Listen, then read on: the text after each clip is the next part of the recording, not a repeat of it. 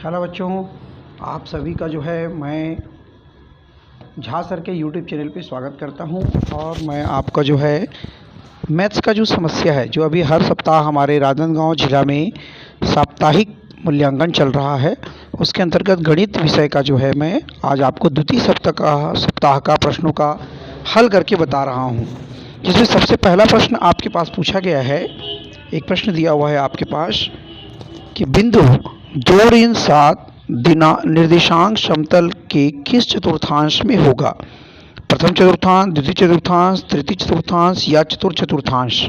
तो उसका उत्तर आप लिखेंगे चतुर्थ चतुर्थांश। मैंने यहाँ पे लिख दिया है, आप इसको नोट कर लेंगे। यहाँ पर यह चतुर्थ चतुर्थांश, ये आपका आंसर हो जाता है। उसी प्रकार से आपका प्रश्न क्रमांक दूसरा है। प्रश्न क्रमांक दूसरा में लिखा है रेखा y = 7x-5 की ढाल है। ढाल मतलब प्रवणता, उसकी प्रवणता पूछ रहा है। तो हम इसकी तुलना करते हैं y = mx + c से। जब इसकी तुलना करते हैं y = mx + c से, तो हमारा आंसर आ जाता है 7। तो इसका आंसर हो जाएगा 7। इसी प्रकार प्रश्न क्रमांक तीसरा है आपका, सरल रेखा 3x ऋण 5y धन 17 = 0 की प्रवणता तथा अंतःखंड ज्ञात कीजिए।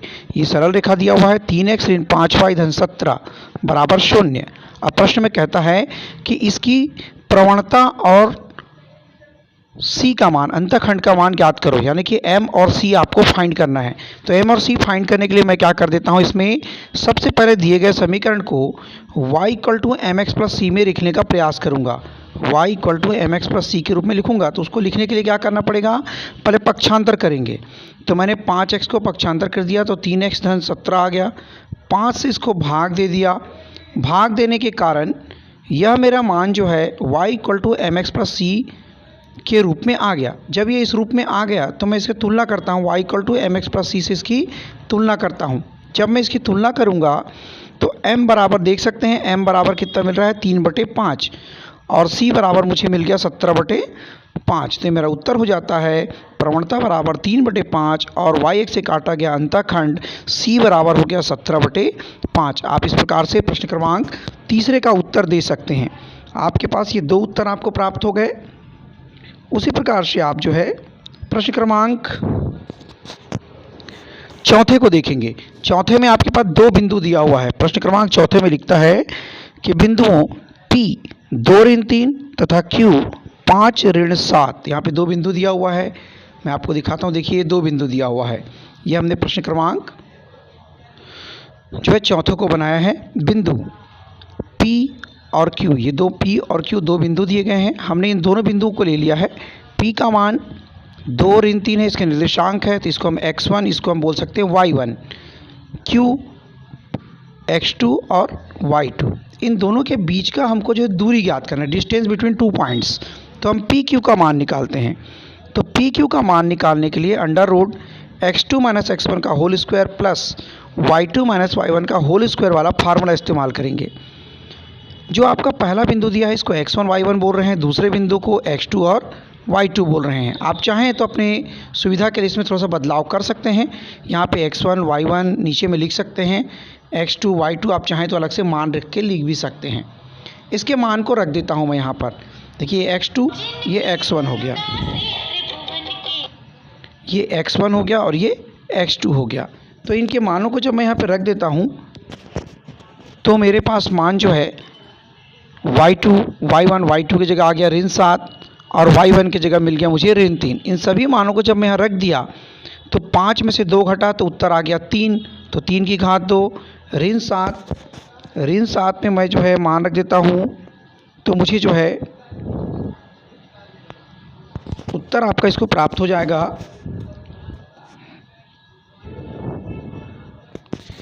आप देख सकते हैं यहाँ पर 5 ऋण 2 मतलब 3 आया, 3 की घात 2 करूँगा तो 9 आ जाएगा। ऋण 7 में से अगर 4 को घटाएंगे तो ऋण 4 मिलेगा, तो ऋण 4 की घात 2 करेंगे तो 16 मिलेगा। और 16 9 कितना होता है 25, और जब 25 का हम वर्गमूल लेते हैं तो मिल जाता है 5। तो आपके पास PQ का मान कितना मिल गया, PQ बराबर 5। ये आपका आंसर कहलाता है। ये आपके प्रश्न क्रमांक चौथे का आंसर हो गया। इसके बाद हम चलते हैं प्रश्न क्रमांक 5वें में। 5वें में आपके पास 2 बिंदु देता है और उसकी प्रवणता ज्ञात करने के लिए बोलता है। आपको पाँचवें में 2 बिंदु दे दिया है और उसकी प्रवणता ज्ञात करने के लिए आपको कह रहा है। पाँचवें क्वेश्चन में कहता है कि एक रेखा बिंदु 3, 7 व 6, 8 से होकर जाती है, तो उस रेखा की प्रवणता ज्ञात कीजिए। प्रश्न में साफ साफ कहता है कि उस रेखा की प्रवणता ज्ञात करना है। तो मैं यहाँ पे देखिए आपके लिए प्रश्न बना दिया हूँ पहले से ही। प्रश्न क्रमांक 5वां, उसके लिए 2 बिंदु अपने को पहले से दे रखा है। बिंदु नंबर 1 3, 7, बिंदु नंबर 2 दिया है अपने को 6, 8। इन दोनों की प्रवणता ज्ञात करने बोला है। तो प्रवणता का सूत्र होता है हमारे पास m बराबर y2 minus y1 upon x2 minus x1। अब यहाँ पर देख सकते हैं आप, जो पहले 2 बिंदु दिया था, पहले बिंदु को x1, दूसरे बिंदु को y1, x1 y1, दूसरा बिंदु x2 y2। तो ये x2 के लिए 6 आ गया, y2 के लिए 8 हो गया। तो इन सभी मानों को मैंने यहाँ पे रख दिया। देख सकते हैं 8 और ये 7, ये y2 y1 मान को रखा, x2 x1 मान को रख दिया। 8 में से 7 घटा तो 1 आ गया, 6 में से 3 घटा तो 3 आ गया। तो इस प्रकार से ये हमारा उत्तर निकल जाता है प्रवणता बराबर m बराबर 1/3। ये आपका प्रश्न क्रमांक 5वें का उत्तर हो गया। इसी प्रकार हम चलते हैं प्रश्न क्रमांक 7वें में। 7वें में 2 प्रश्न हैं। 7वें में नहीं, 6वां भी प्रश्न बचा था हमारे पास। 6वां लिखता है y अक्ष के समांतर रेखा की प्रवणता क्या होगी। तो उसमें आपको ज़्यादा लिखने की आवश्यकता नहीं है। y अक्ष के समांतर रेखा की प्रवणता अपरिभाषित होता है, आप सीधा सीधा लिख दीजिए, काफ़ी है। चाहें तो इसके लिए हम बना के ऐसा भी लिख सकते हैं, y अक्ष के समांतर रेखा का कोण बराबर थी 90 अंश, इसलिए m बराबर tan 90। तो m बराबर इन्फिनिटी, आप ऐसा बोल सकते हैं, या अपरिभाषित आप ऐसा भी इसको बना सकते हैं। लेकिन इतना कुछ लिखने की जरूरत नहीं, सीधा अपरिभाषित लिखिए, काफ़ी है।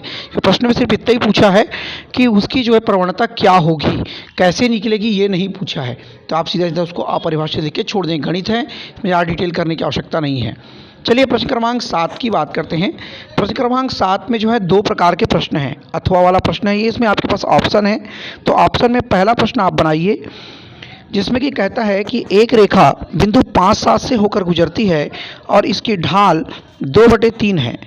इस रेखा के उस बिंदु के पर उस बिंदु के x का निर्देशांक ज्ञात कीजिए जिसका y निर्देशांक 13 है। इसमें पहले से हमारे पास कहता है कि एक रेखा है जिस पर एक बिंदु 5, 7 पहले से ही है और इस रेखा की ढाल m बराबर दिया है 2/3।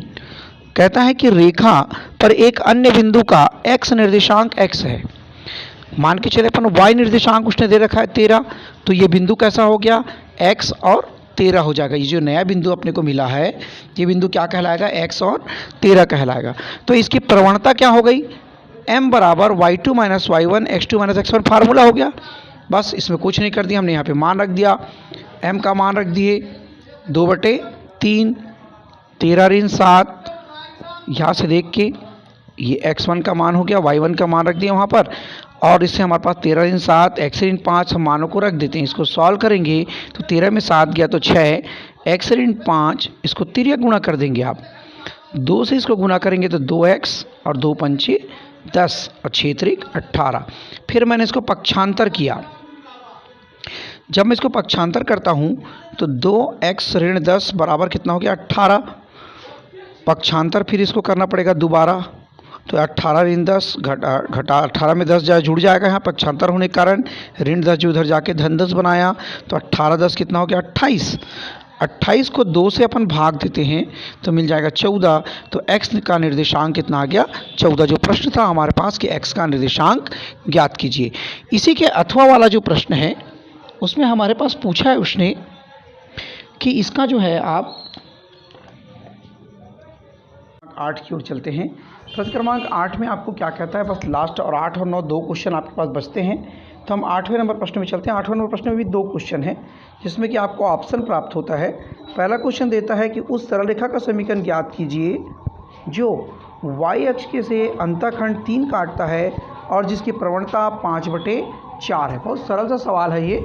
इस प्रश्न में साफ साफ लिखा हुआ है कि उस सरल रेखा का समीकरण ज्ञात करना है जिसकी प्रवणता हमारे पास क्या दिया है उसने, रेखा की प्रवणता उसने दे रखा है m बराबर 5/4 और अंतःखंड c बराबर 3। तो रेखा का समीकरण हमें ज्ञात करना है। तो हम सिंपल तरीके से चलते हैं। उस सरल रेखा का समीकरण y = mx + c होता है। हम जानते हैं कि सरल रेखा के समीकरण का सूत्र क्या होता है, mx + c। तो इसमें हम इसको मान को रख देते हैं, y बराबर 5/4, m की जगह मान रखे 5/4 को, और c की जगह हमने 3 रख दिया जो प्रश्न में दिया हुआ है। हम c की जगह हम क्या रख देते हैं, 3 को रख दिए। अब इसके बाद हम उस सरल रेखा का समीकरण को ज्ञात करते हैं। तो समीकरण क्या हो जाएगा, 4 एकम 4, 4 तिया 12, गुणा कर दिए इसको। तो उत्तर आ गया आपके पास 5x ऋण 4y धन 12 बराबर 0। ये आपका आंसर हो जाएगा। इसी के अथवा में एक दूसरा प्रश्न दिया हुआ है, इसी के अथवा में एक दूसरा प्रश्न दिया हुआ है जिसको कि हम देखते हैं। अथवा में कहता है कि उस सरल रेखा का समीकरण ज्ञात कीजिए जिसकी प्रवणता 10/3 है। इसने पहले से आपको दे दिया है कि उस सरल रेखा की प्रवणता कितनी है, 10/3 है। पहले से वो बोल रहा है कि इस रेखा की प्रवणता 10/3, ये लिखा हूँ मैं 10/3। और एक बिंदु दिया उस रेखा पर 0 और 5, और कहता है कि एक अन्य तो उस सरल रेखा का समीकरण ज्ञात करो। तो समीकरण ज्ञात करने के लिए मुझे 2 बिंदु चाहिए। तो मैंने अपने मन से एक अन्य बिंदु लिया, इसको नाम दे दिया xy। अब इसको मैं दूसरा बिंदु कह दूंगा x2 y2, इसको x1 y1, और इसके लिए मैं प्रवणता का नियम जो है लगा दूंगा। m की जगह लिखा 10/3, y2 की जगह y, y1 की जगह 5, x2 की जगह x, और x2 की जगह में x1 की जगह 0 रख दिया। अब फिर इसको हल करूंगा। तो हल करने के लिए मुझे जो है, देख सकते हैं आप, इधर m का मान था 10/3, y ऋण 5/x, 10x धन 3y ऋण 15, तिर्यक गुणा कर दिया। यहाँ पर मैं क्या कर देता हूँ, तिर्यक गुणा कर देता हूँ।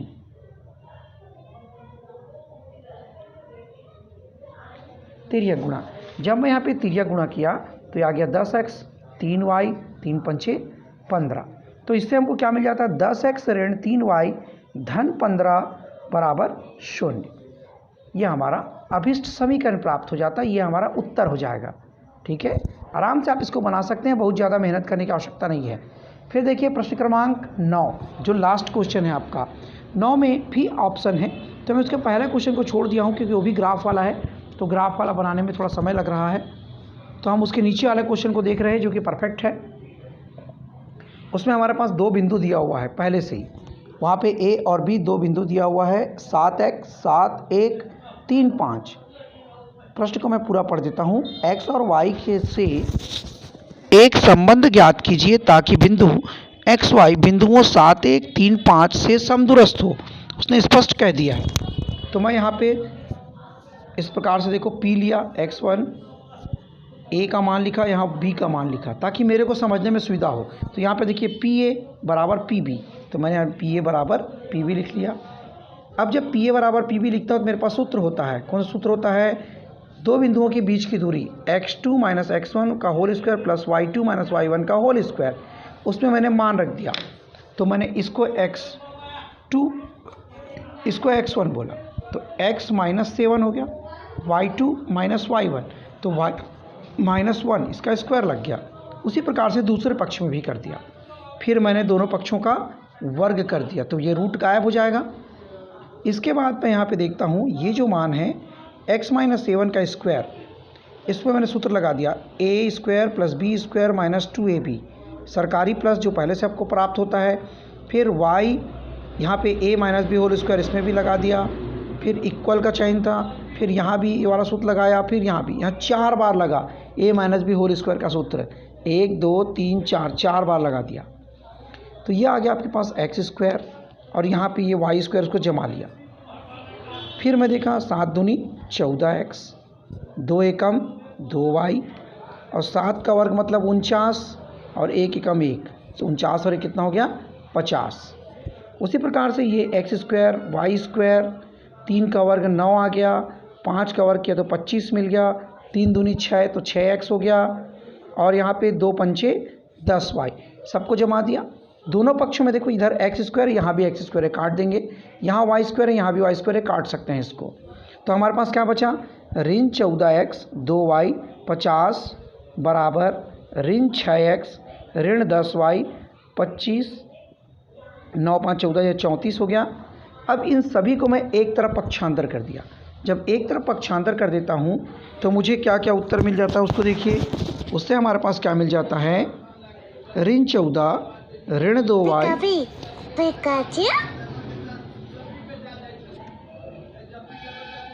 इसे देखेंगे तो ऋण 14 ऋण 2y बराबर 50। इसको पक्षांतर करेंगे तो 6x 10y और ये कितना हो गया 34।